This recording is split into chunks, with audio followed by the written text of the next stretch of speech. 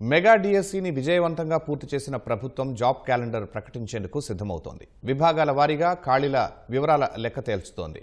ఇప్పటివరకు 157 విభాగాల మంజూరు పోస్టులు ఖాళీల వివరాలను నిర్ధారించగా మరో 24 విభాగాల వివరాలను వెల్లడించాల్సి ఉంది. వీటిలో నేరుగా నియామకాలకు వచ్చే పోస్టులను నిరుద్యోగ యువతతో భర్తీ చేయనున్నారు. ఎన్నికల హామీల అమల్లో భాగంగా జాబ్ క్యాలెండర్ ప్రకటించేందుకు కూటమి ప్రభుత్వం కసరత్తు చేస్తోంది. విభాగాల వారీగా ఖాళీల సమాచారాన్ని తీసుకుంటోంది. ఆయా శాఖల్లో మంజూరైన పోస్టులు, ఖాళీలు, కాంట్రాక్టు ఉద్యోగుల వివరాల్ని సేకరిస్తోంది.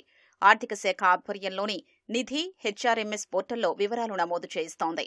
ఇప్పటికే కొన్ని విభాగాలు వివరాల్ని ఆన్లైన్లో నమోదు చేయగా మరికొన్ని ప్రాసెస్లో ఉన్నాయి. మంజూరు పోస్టులు, ఖాళీల వివరాల్ని పోర్టల్లో పెట్టారు.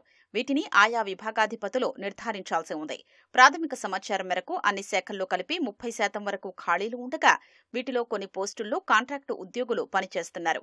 ఇప్పటి వరకు 157 విభాగాలు మంజూరు పోస్టులు, ఖాళీల వివరాల్ని నిర్ధారించాయి. దీని ప్రకారం నేరుగా నియామకాలకు వచ్చే ఖాళీలు 99,000 వరకు ఉండనున్నాయి. మరో 24 విభాగాల ఖాళీల వివరాల్ని నిర్ధారించలేదు. ఇంకో 21 శాఖల వివరాల నమోదు ప్రాసెస్లో ఉంది. ఇవన్నీ పూర్తయితేనే మొత్తం ఖాళీల లెక్క తేరనుంది. నేరుగా నియామకాలకొచ్చే వాటిని నిరుద్యోగ యువతతో భర్తీ చేయనుండగా నిబంధనల ప్రకారం కొన్ని పోస్టుల్ని ఇన్ సర్వీసు పదోన్నతులతో నింపుతారు.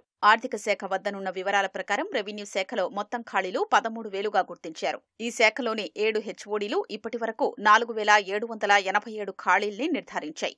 వీటిలో నేరుగా నియామకాలకొచ్చే పోస్టులు 2,552గా తేల్చారు.